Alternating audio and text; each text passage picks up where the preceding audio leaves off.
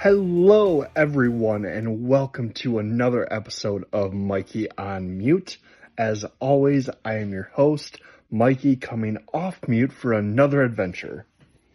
Today is episode 4, Divorce, Dependency, and Depression.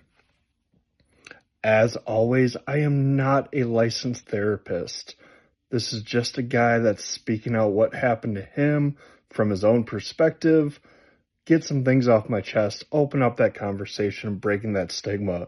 Please look for local resources, find a therapist, get yourself some help, and make sure we are not letting these things go silently. Last episode, I left us on quite a little cliffhanger. Not a cliffhanger, if you will, because there was definitely an end to that story, but a little bit of a down note, which is going to happen. You have these kind of podcasts and stuff like that, but if you listen to episode 3, I really appreciate it. Also, if you can take a minute, just find it. If you're listening on Spotify, give it 5 stars, share it with a friend. I highly appreciate it. Sharing it, getting the word out, that's how we're going to open up this conversation. But yeah, episode 3 ended with the death of my mom and how that sort of started my file cabinet of my mind. And so at this point, we pick up and go back to kind of where we were in episode 2, talking about my ex-wife, trying to do this in order. And I'm going to jump around a little bit from time to time, so I apologize that, trying to do as best as I can. Really, from April of 2016, where the last episode ends, to the summer of 2018, it's a blur of a lot of things. In November of 2016, a coworker of mine passed away. He was in an automobile accident. He was younger than I am. And it really kind of hit us hard as somebody that was a colleague, somebody that was fun-loving, and that was another kind of taste of, oh my gosh, what is going on with this year? 2017 to 2018 was a lot of back and forth with my ex-wife, trying to almost outdo each other with mean behavior. How could we hurt each other the most? You know, one of us would do an action that we know would get an emotional response out of the other person, and then vice versa. Very toxic behavior on both my part and her part. I will take plenty of accountability. I was not some sort of angel in this time period. It really felt like we both knew what the best thing was, but neither of us felt right admitting defeat, if you will. And so it was a loop of playing the victim. Who would be the reason that the other left and why? How long do we have to keep up the charade before it would be justified in a way? Fall of 2018 was that point that, to put it lightly, to sum up a very messy amount of arguments and back and forth, was the time that we figured out that it was best for us to separate. That is the nicest way of putting that. Her cheating on me with a female truck driver was the last emasculating straw to break the camel's back. It was at that point I knew 100% in my heart that the marriage was over. There were points where she would sit outside for 3 hours at a time and telling me she was talking to her friend. In reality, she was talking to this other person who was a state over, planning their life together, what it would be like when she leaves me. And it finally kind of was to a point of that, no matter how much we wanted to stay to make it work for my son, it was not possible. We were lighting each other on fire metaphorically back and forth. So at that point in fall of 2018, she moved in with her mom, and I turned to the one Band-Aid that I knew as a man I could use in this situation. Alcohol. I'd been around it all my life. I live in Wisconsin. It's something you are born around. When I was a kid, my parents brought me to the bar, and I thought it was a fun time to play darts and pool and eat chips. And I look back and realize they spent a lot of their free time hanging out in the bar and just bringing me with. So growing up, this was what I knew adults did, especially in stressful situations. I drank, and drinking led me to the other Band-Aid I found to help me through what I was feeling, because lots of mixed emotions. Yes, I knew this was the best thing for me to be out of this marriage. However, my mind is on a constant loop at this point. Mikey, you failed. You dropped the ball. You lost it all. You messed everything up. And so that, mixed with the alcohol, led me to a good friend of mine called isolation. I cut everybody out. I stopped responding to text messages and calls.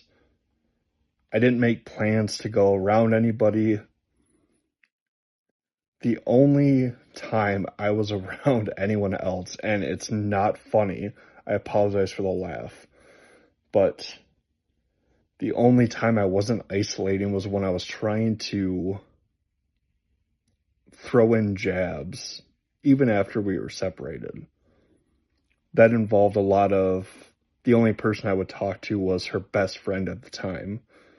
And we set up times for her best friend to come over and we would have sex. And at that point, it was just a release, and I knew it would eventually get back to her, and it was a jab. So that was my one forte into being around people other than isolation. So here I am in my mind, just a mess of, I don't know how to bring myself to shower.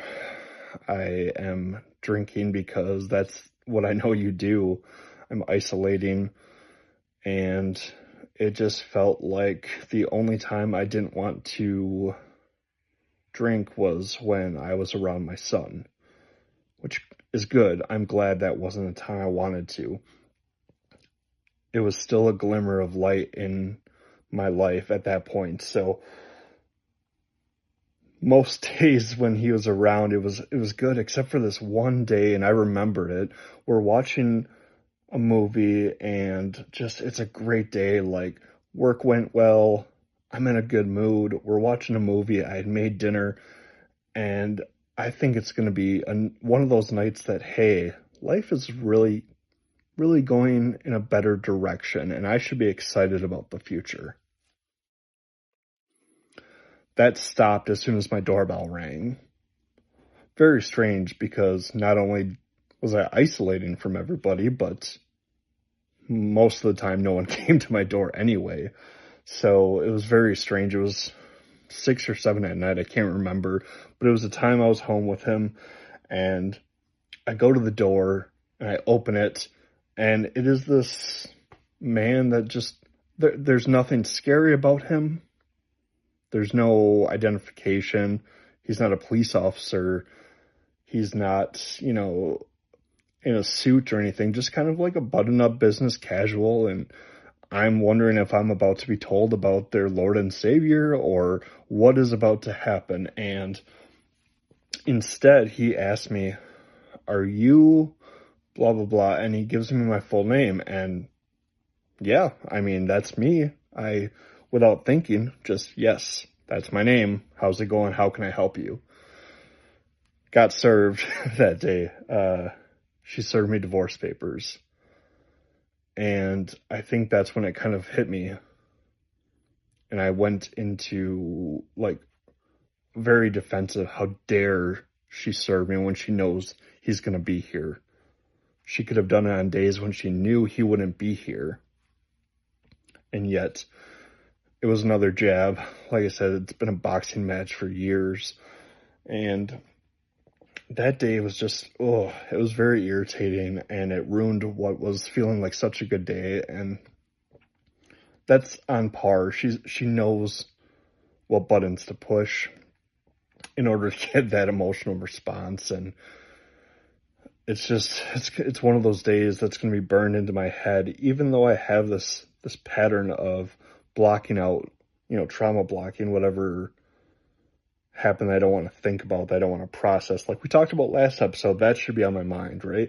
Dealing with that stuff, no, that's blocked out, but I still remember this day. It's one that I can't block. It's one that's very vivid to me.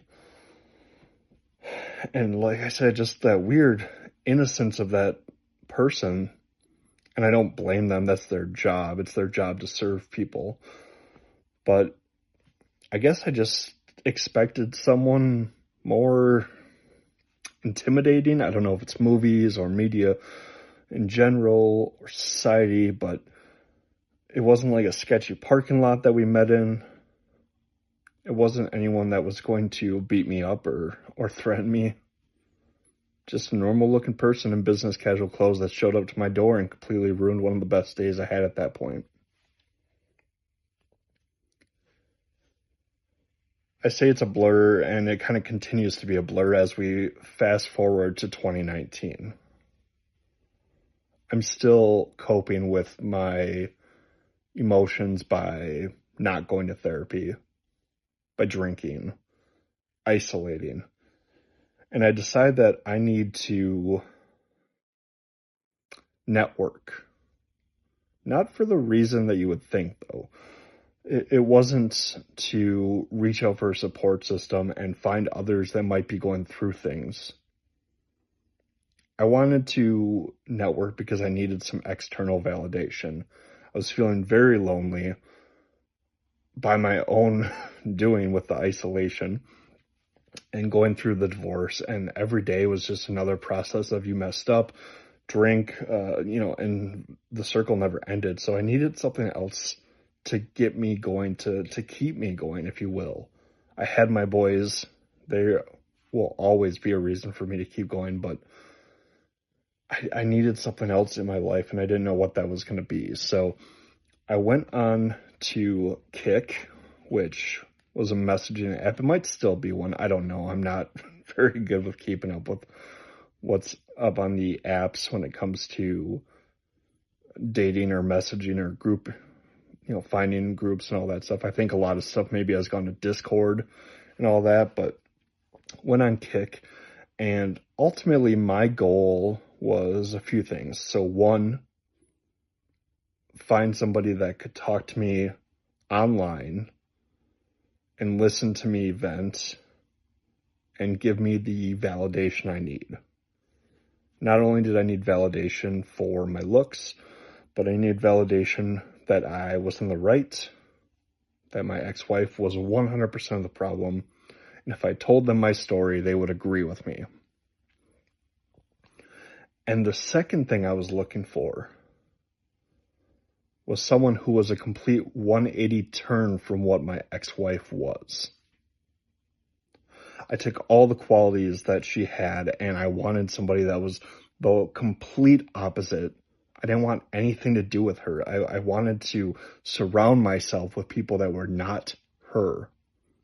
This was such a driving force that it really pushed me into being desperate and kind of accepting whoever was available online on this Kik group. And what it led me to, and this relief to me needing something else, came in the form of a multicolored hair, weed smoking person who was into BDSM and lived 2 hours away. These were all things that were not my ex-wife. She did not dye her hair strange colors. This person had multiple colors that were not natural. Check. Weed smoking, my wife at the time wasn't touching the stuff. I was like, hey, I need something else. The alcohol's not really doing it for me. I've dabbled before and all that stuff, so check. All right. Into BDSM, that was nothing that ever was discussed with my ex-wife. We had a very vanilla relationship. There was no introduction of anything to spice anything up. So the world of BDSM really provided me with a whole new outlook to grab onto, to almost become hyper fixated on. It seemed right up my alley for what I needed at the time with the external validation.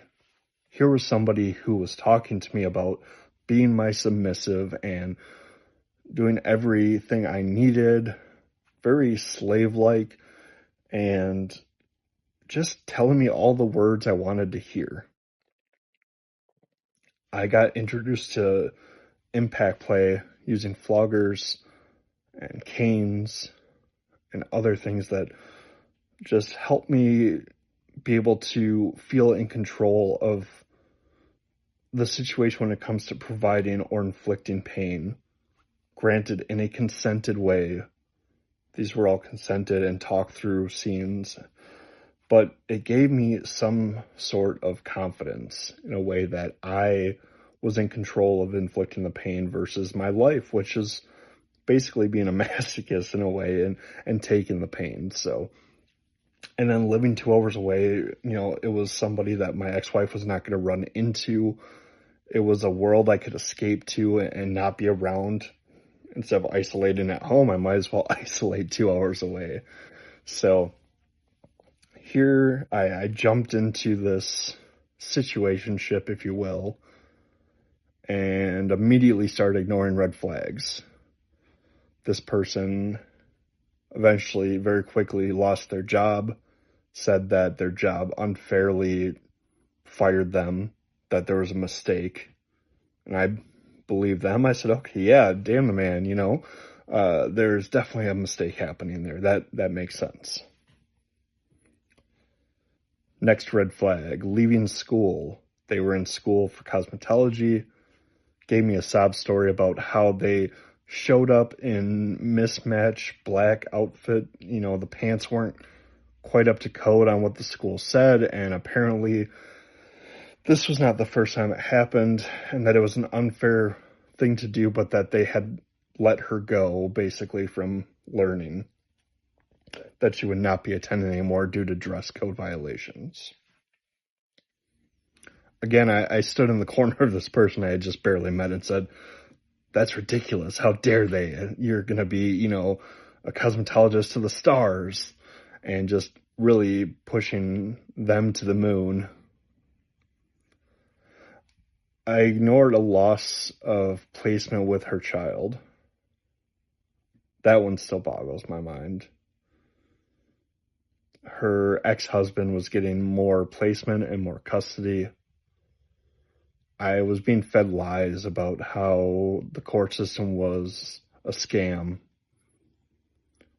I think going through my own pending divorce really blinded me to what was going on, and I just figured that here we are, two very unfortunate people dealing with some shitty stuff going on at court. Obviously, the courts and the state are to blame, and our exes are crazy, and how dare he take her away from her?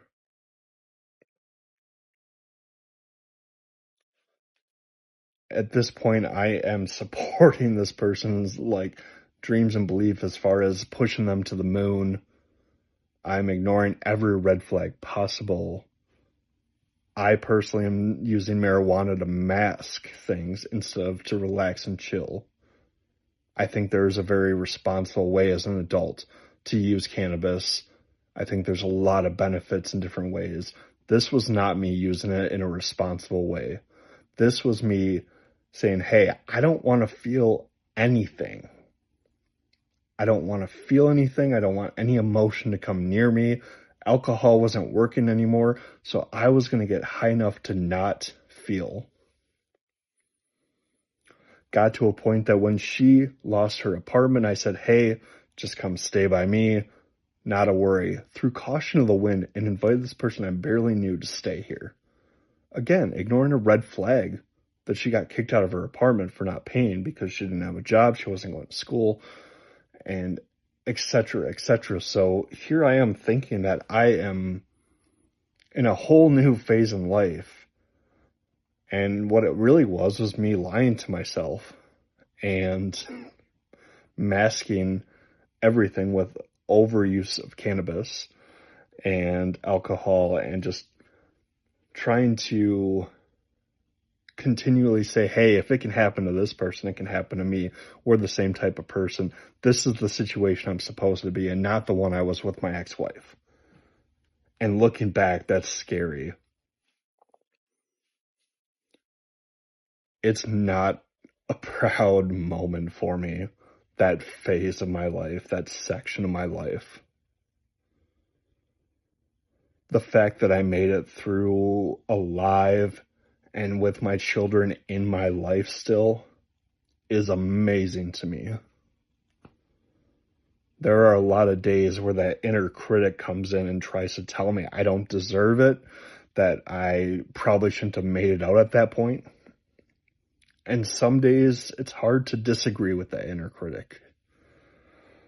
But all I can do is focus on the positive of where I'm at now,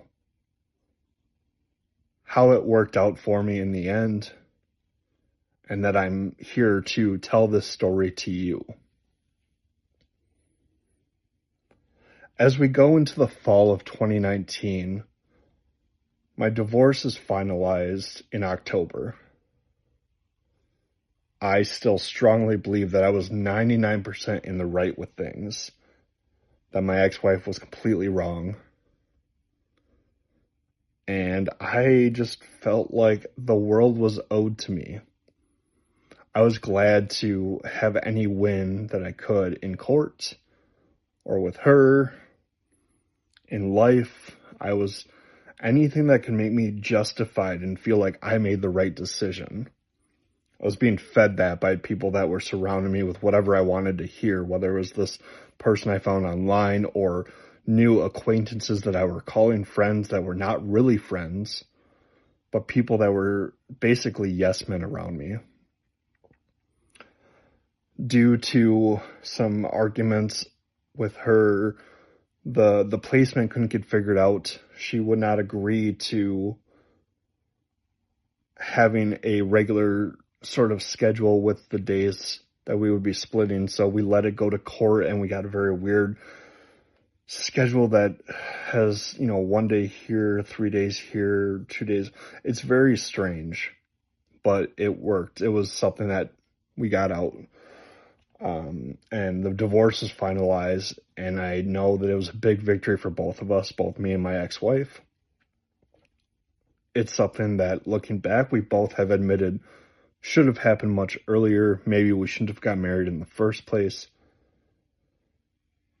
And it hasn't been easy to co-parent with her or to be around her as a person. And a lot of that is me not taking accountability for things and still blaming her and seeing her in a negative light all these years later. It's hard for me to admit that I have a lot of bias and most likely have just written her off as the villain in a lot of things. I know I did at this point in my life for sure. So it's 2019, divorce is finalized. I have become a shell of a person. While I should be super happy that I am legally separated and divorced, I'm just kind of there. I'm high most days, less when the boys are around me, but other days I am beyond high just to not feel anything. Didn't really make a lot of plans that didn't involve just working or being high or sleeping. It got to a point very quickly after asking that person to stay here to realize that I had made a giant mistake. That this was not somebody that I wanted to be in my life or around the boys' lives. And even though I was masking with things, it still hit me that I needed to do something. And so I tried to set boundaries with this person. I tried to have a talk because I thought this person is not like my ex-wife. I can talk to them in a regular way and they'll understand and things will work out. And I thought I could use I statements. I didn't know they were I statements at that point, but I thought I could talk things out and that it would go through. And instead, I was met with anger. I was met with yelling back at me. Trying to set boundaries led to me having to try to get her to leave. I called the police and said, "Hey, I no longer want this person here.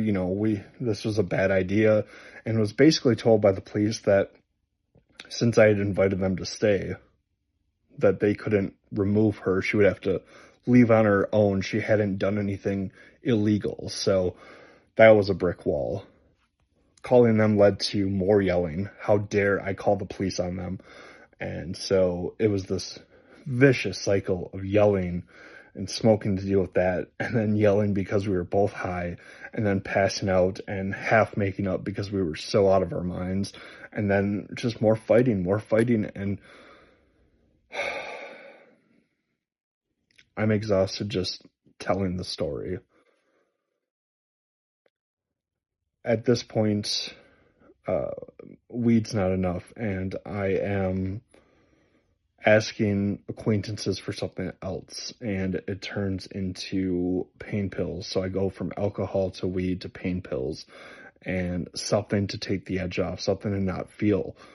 And so here I am making up injuries or exaggerating injuries or what's going on to be prescribed pain pills because I needed something. I needed to stop feeling it. And what it turns out I was doing was I was avoiding feeling emotions. My body was trying to tell me things and trying to warn me and give me those emotions, but I didn't listen. And I put everything in that file cabinet that we talked about last episode, right next to all the stuff about mom, and I didn't process anything, and I was masking, and all of this leads us to the next major milestone in my journey. April of 2020. The next episode is going to be triggering for a lot of people. I'll give a trigger warning at the beginning, but this moment in my life was huge for personal development, for understanding what was going on in my head, for my mental health journey, and to kickstart me actually reaching out for help. The next episode, to give you a quick glimpse, April of 2020 is when everything changed. That's the moment I'd reached a point where I said, I don't think I can handle being here anymore. And I hit the lowest point I've ever been in my life. And it's not easy to think about. It's not going to be easy to talk about, but it's important. It's a big part of it. And until I come back to tell you that story, this is Mikey going back on mute.